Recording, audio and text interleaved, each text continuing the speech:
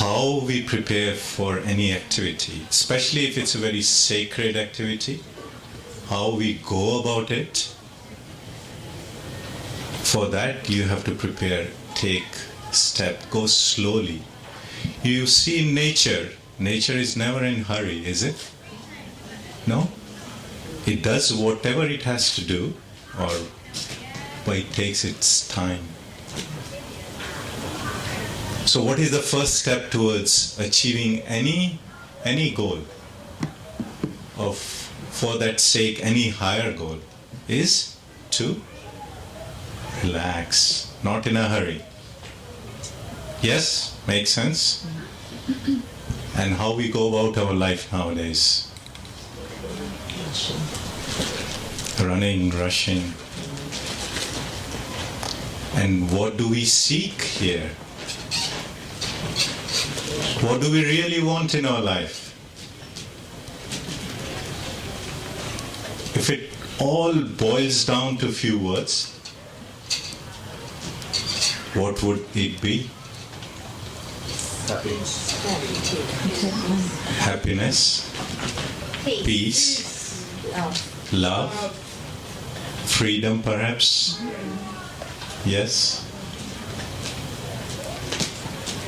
Do we all want that? Yes? Or maybe? Yes? We all want that, right? Yes. So what does this freedom means to you? And what is that which is stopping you from being free right now? What is that which is binding you? Mind. Time? The mind. Mind? The mind, yeah, yourself. Self? Klaus Schwab.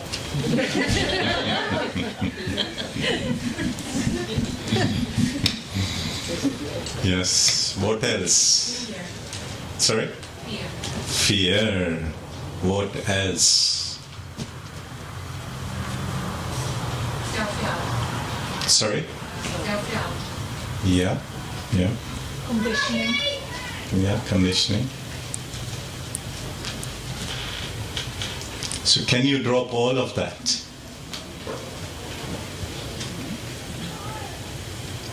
What is stopping you from dropping it?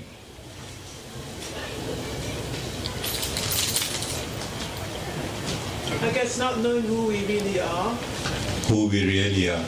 Okay, now that reminds me a beautiful story. Would you like to hear that? Yes? Okay.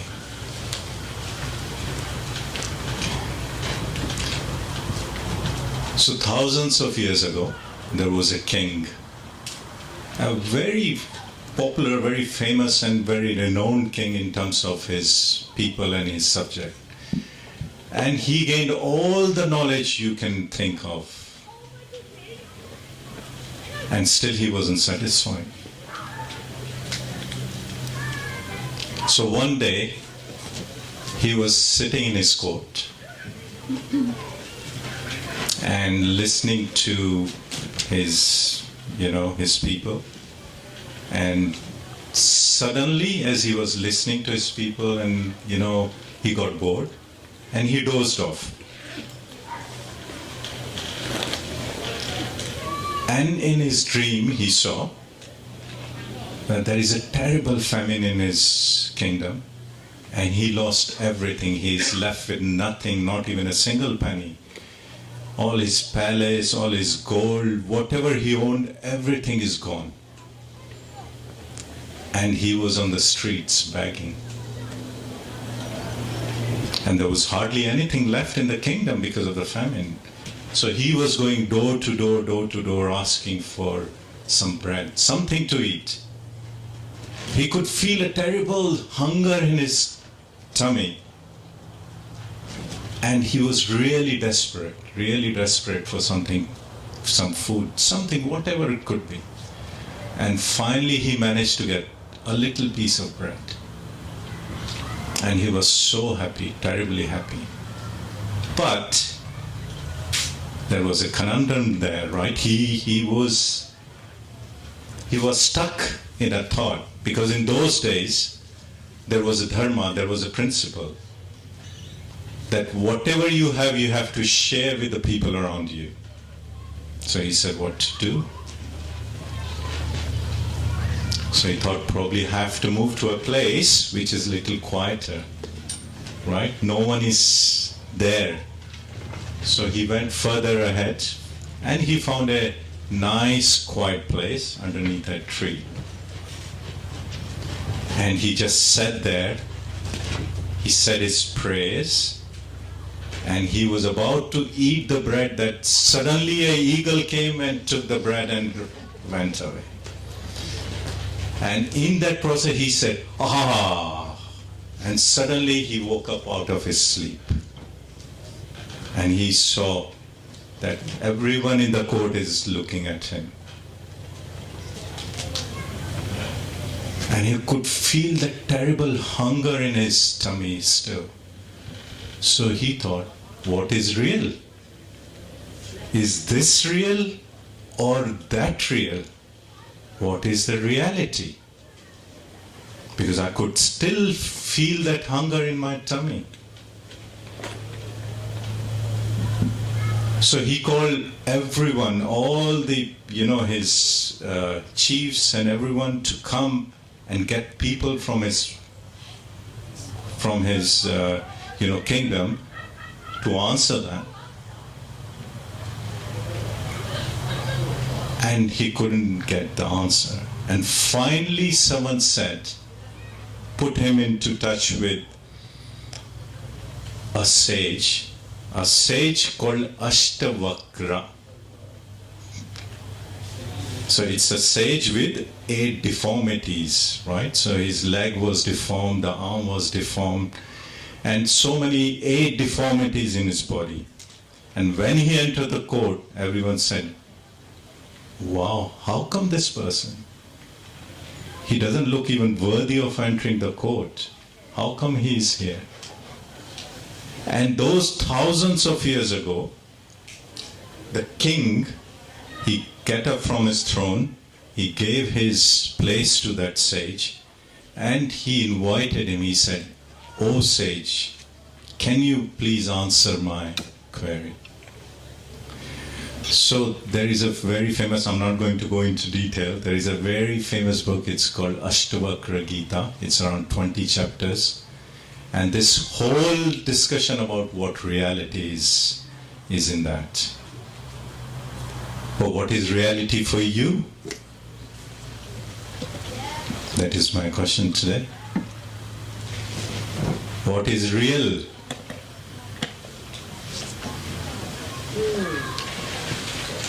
What is reality is something not changing, right? In Vedas, that's how they put it. Something which has no starting, no end, that is the truth, right? That is the truth, isn't it? If something is changing, right, you tell me something and it's changed the next moment, would that be reality?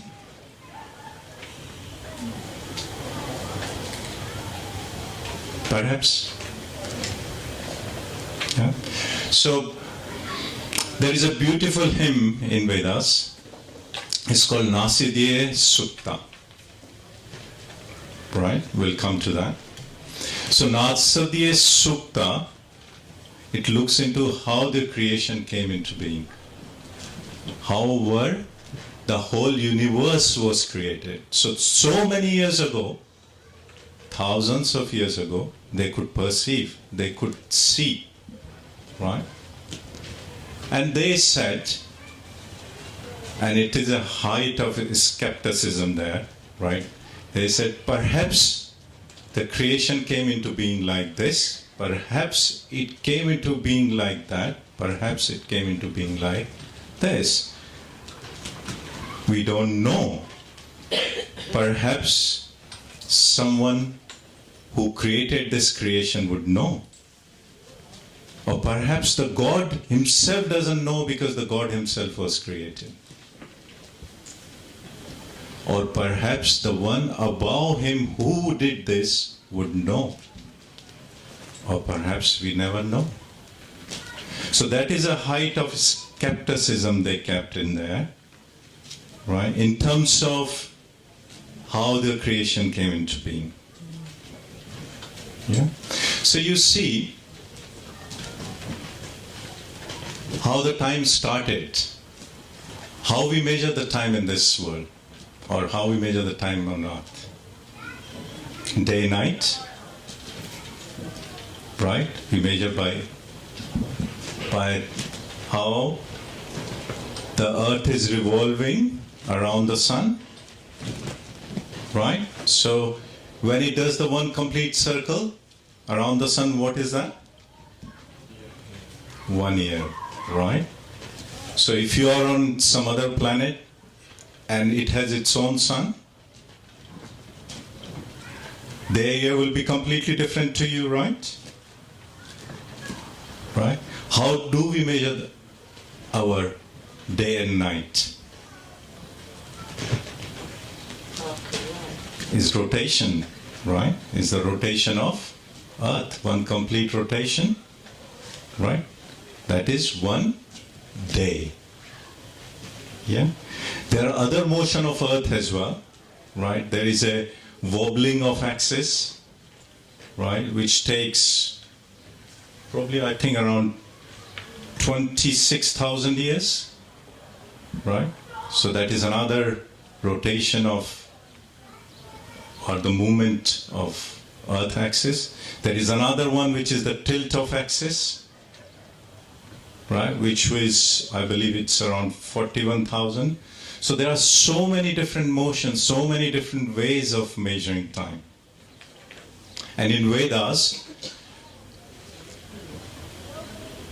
they try to club it together in the period. It's called yugas. You must have heard about yugas, right? You know it, right? Which yuga are we in? Kali Yuga. And who is scared of Kali Yuga? Right? So there are 4 yugas, period of time. What are they? Satyug, Treta Yuga, Dwapar Yuga, and Kali Yuga or Kali Yuga. Right? So it's like this. In Satyug, if you want to drink water, before even your desire will come, that will be fulfilled. There will be water present for you here. Right? That is used to call as Satyuga. Right? Philosophically, everyone was happy, everyone was free, kind of yuga, period. The second yuga, Treta Yuga, it's like this. You desire water, and as soon as the desire comes, you will get the water. It is there for you. It will be made available to you. The third one, the Dwapar Yuga, that is when you desire water, you have to struggle, you have to work for it, but eventually you will get the water. Right?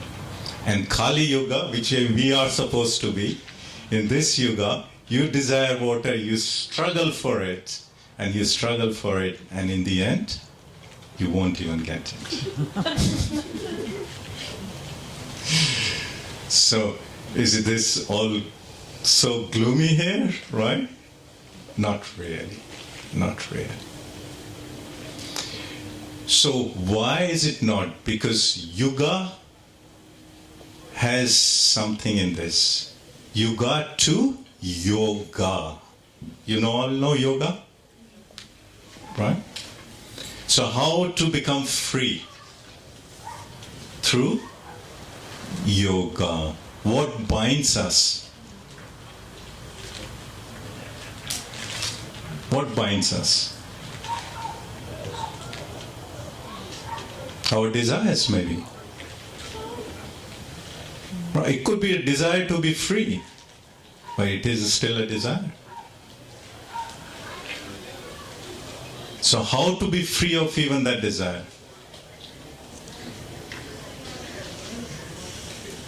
So let's look into it a little bit more. So we have our consciousness, You all believe in consciousness here?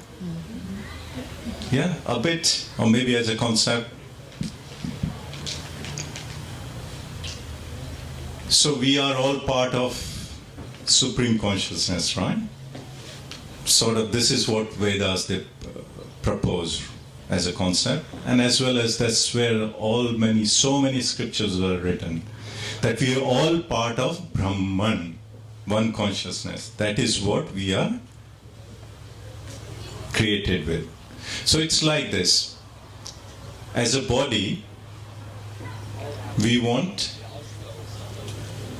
freedom, but we are dependent on for our food, for our so many requirements and needs, we are dependent on others, right? Is that correct?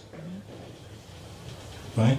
And then when the consciousness, the Atman, the self come into this body, right, which is free, it also wants to be free from the body. But it can't become free, but that's when the realization comes that we are not independent, we are interdependent. Yeah, it's like this, right? A fish is in water, right? Swimming in water. Probably, perhaps it doesn't know it is in water, because there is no end to it. You can't see the end of water, it is always in water. Right? Perhaps that's why we can't see that we are all part of one consciousness. We are all related. But if we are all related, right? And in the modern science we say that we are all vibration, right? We are all vibration. Do we believe it? Yes? So when I touch you, why don't I feel it as a vibration? Why do I feel it like a matter? That's a good question, right? So what we believe in, what is being said at that level, spiritual level, and what we perceive, what we see, what we experience is two different things. Why is it so? Why is it so? Have you thought about that?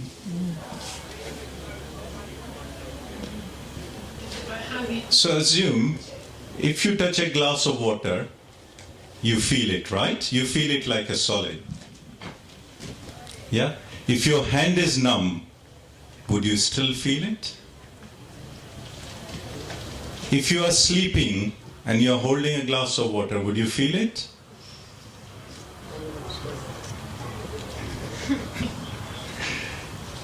Yes? Maybe? So the glass of water is glass of water. And you are you, but three different experiences in three different conditions. Why is it so?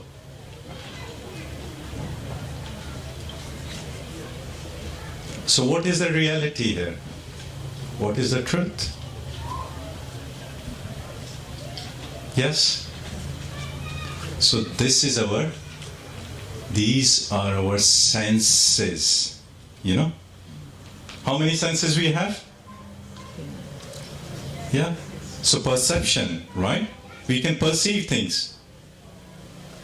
But beyond our perception, there are other things as well. Like we have to get the microscope to see things which we can't see with our naked eyes, don't we? Yes? Yeah? What else? How much do we hear? Right? Even dogs and cats, they can hear beyond what we hear. Yeah? Is that correct? Mm-hmm. So we all know what we see, what we hear, what we touch, what we eat, or whatever we experience. It's a little subset of the much wider being. Right? Do we agree? Yeah. Yes? Yeah. So what we are saying here is that our senses, they are limiting us to a degree, which is what's stopping us to be free. Maybe. If you don't agree, that's absolutely fine as well. You don't have to agree. Because this is the one thing which is said, right? This is when you come together, and that's how it started, all of this dialogue, is about preparation. And the one very important part of that preparation is the sense of inquiry, the sense of wow, right? So sense of inquiry is something, sometimes you question it, you look for it, but sometimes, however far you look for it, you have no answer. You know there is a physical reality there. Data doesn't prove it, but that is a reality. So what do you see? You wonder, you see something, a beautiful mountain, what you say? You wonder, wow. How to? Wow. Right? This is what life is. Right? Now, I'll briefly touch upon something which is very dear to me. Right? So, I studied architecture and I love the subject. And is the contemporary architecture into it. And at the same time, I also started my journey looking into the Vedic architecture. It's called Vastu. It's called Vast U. Right? The big U. It's a very beautiful name. If you flip it, it becomes Utsav, which means celebration. Yeah. So there are, I would say, 5 very beautiful subjects, right? If I, as a part of Yoga Shastra, Darshan Shastra. Darshan means perception, right? Nowadays, when we go to school, what we do? Right? We have to study, we have to break everything down when we go to university, right? This is electrical engineering, this is mechanical engineering, this is civil engineering, this is computer engineering, right? That's how we study subject.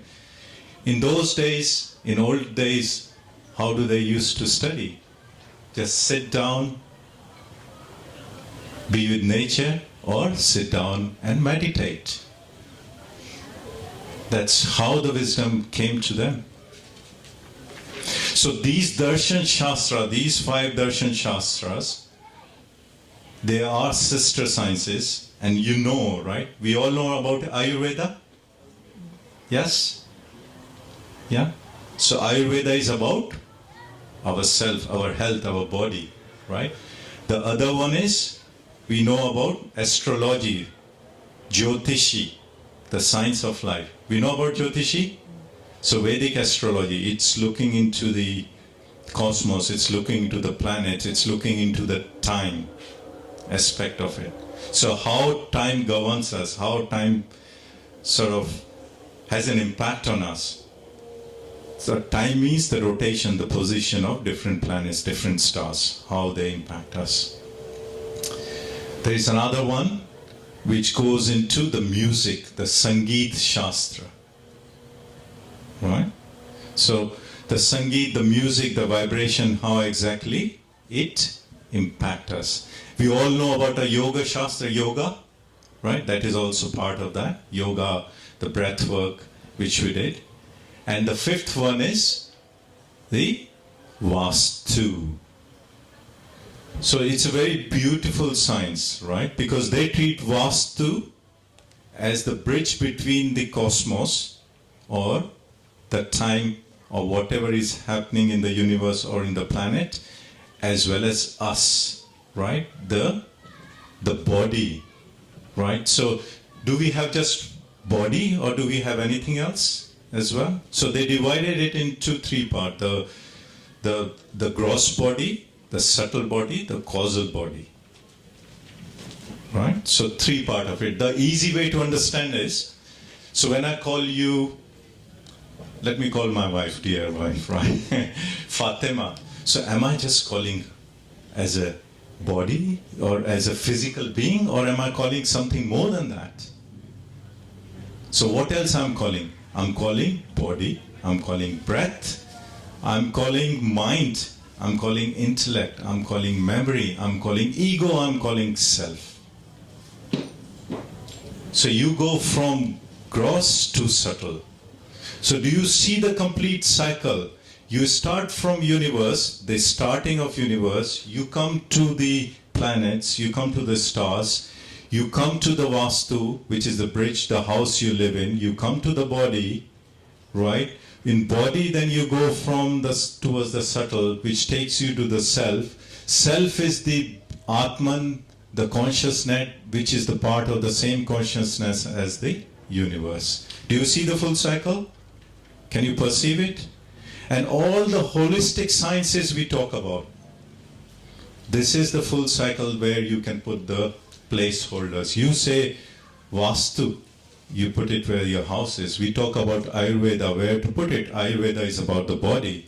We talk about the meditation, where to put the meditation. You put it where the self is, where the consciousness is.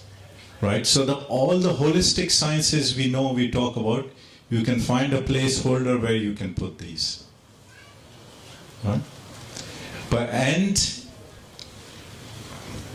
In the end, I was talking about the consciousness, right? I'm conscious of time, actually. So I'm talking about the consciousness. There are 4 modulation of consciousness, right? The 4 flavor of consciousness, right? So we talked about 4 yugas. So similarly, we have 4 flavors. The one flavor is when we are sleeping state, when you're sleeping. Another is when we are in dreaming state. The third one is when you are in activity state, right? And the 4th one is when you are in meditative state, right? So I'll come back to the yuga, right? Yuga to yoga, right? So yuga is around 432,000 years long. And we just enter into the Kali Yuga, right? So we have around 5,000 years we have done to one calculation. So we have so many years to go before we can see any light at the end of this tunnel, right? That's what worries us. You shouldn't be worried about that, because we also, as I said, we have this modulation, the yoga, the 4th state of consciousness. So within a day itself, you go through all the 4 yugas. We sleep, which is equivalent to your Kali Yuga, right? We wake up, right, which is equivalent to Treta Yuga. We do certain activities, we meditate, we play, or when our consciousness is at that level, like even in music, you are sitting and you are enjoying it 100%. That is the state of meditation, in action as well. So this is when you go into Sat Yuga, right? So within a day itself, you go through those cycle of those yugas as well. So need not to be worried, right? We have what we want right now at this time to be completely free. What we need to do is just let go. And how to let go is meditation. So would you like to meditate? Just a quick one? Yes? Okay. Let's sit comfortably and easily.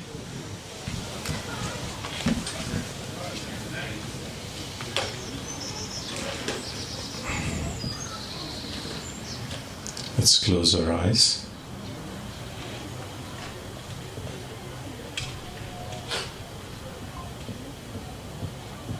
Take a deep breath in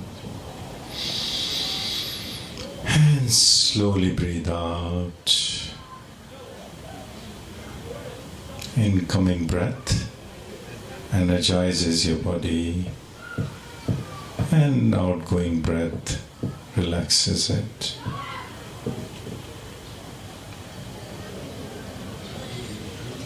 Breathe in, and as you breathe out, relax more and more.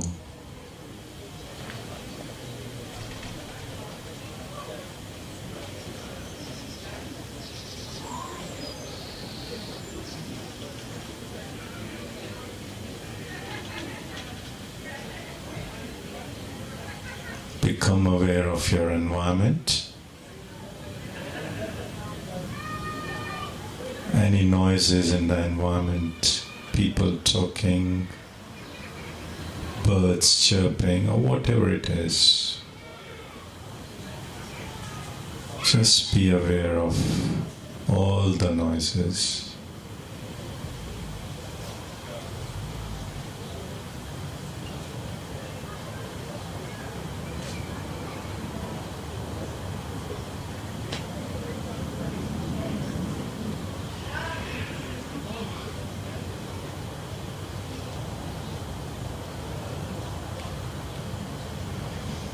Breathe in and slowly breathe out.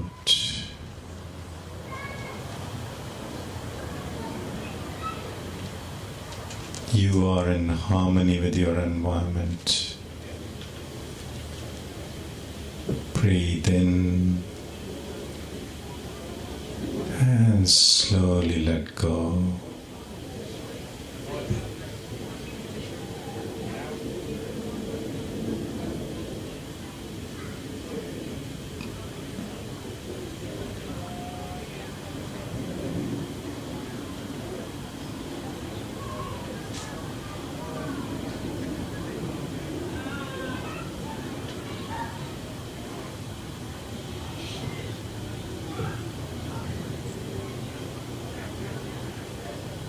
Breathe in again. And as you breathe out, relax more and more. Let go of whatever thoughts and emotions you're carrying.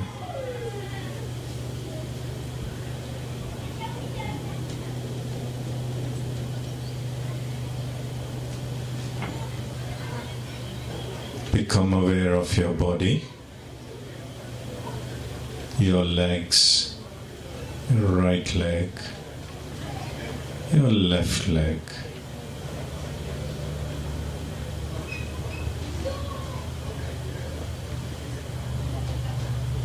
your genital region, abdomen, stomach region, your chest,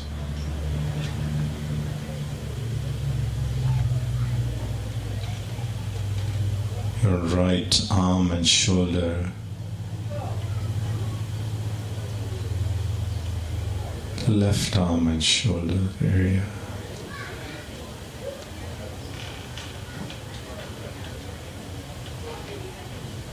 your neck, face, forehead, top of your head. Breathe in, and as you breathe out, relax your whole body, your whole body.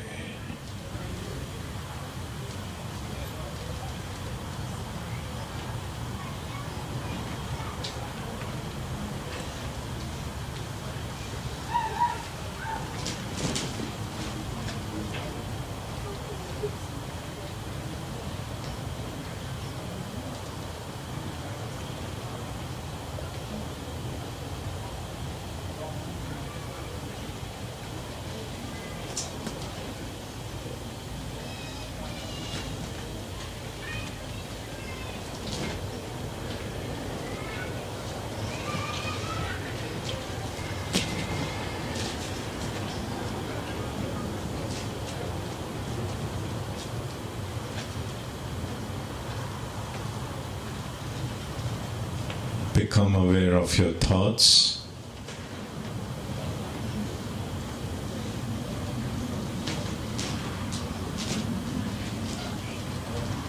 The pleasant thoughts or unpleasant thoughts, whatever they are. Breathe in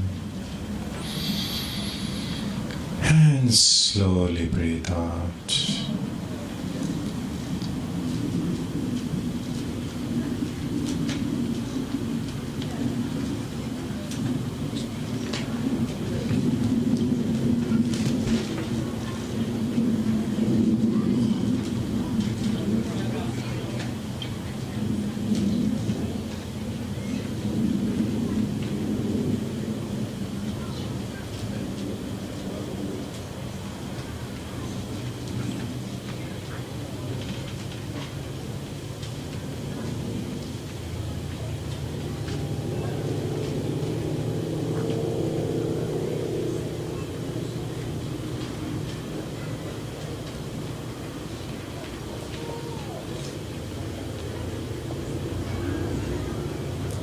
Become aware of your feelings, pleasant or unpleasant feelings, whatever they are. Breathe in and slowly breathe out. As you breathe out, relax more and more.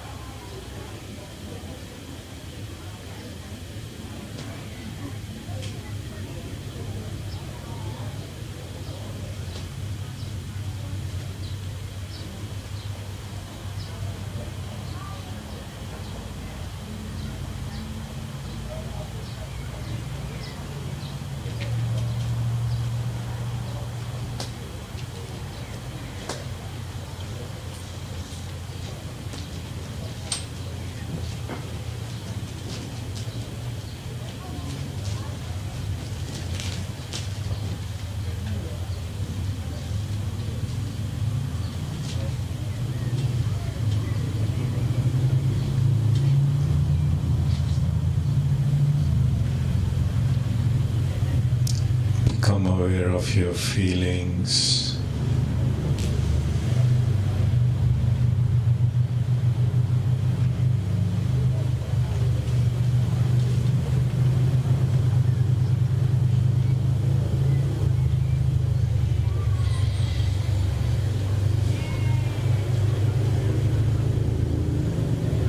Become aware of your thoughts.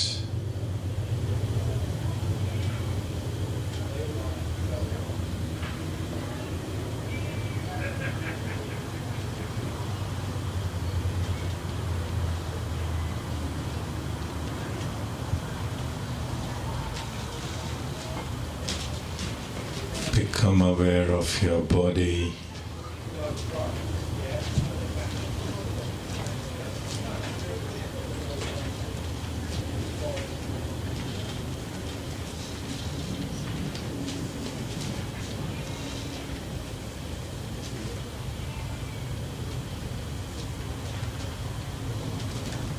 Become aware of your surrounding. Breathe in and slowly breathe out.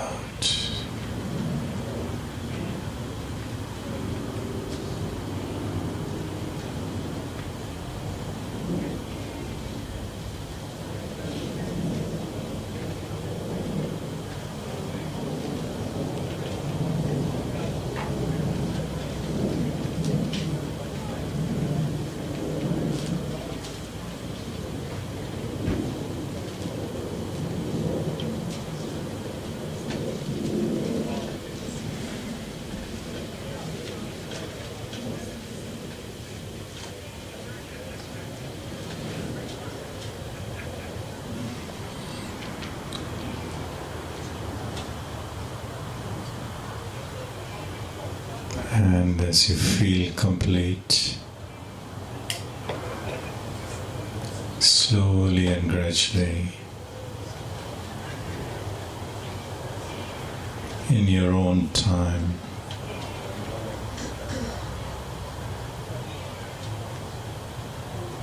you may open your eyes. You can rub your palms together, gently massaging your head.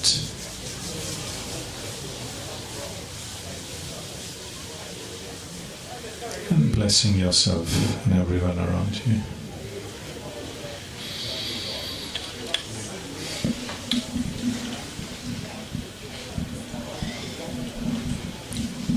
Thank you very much.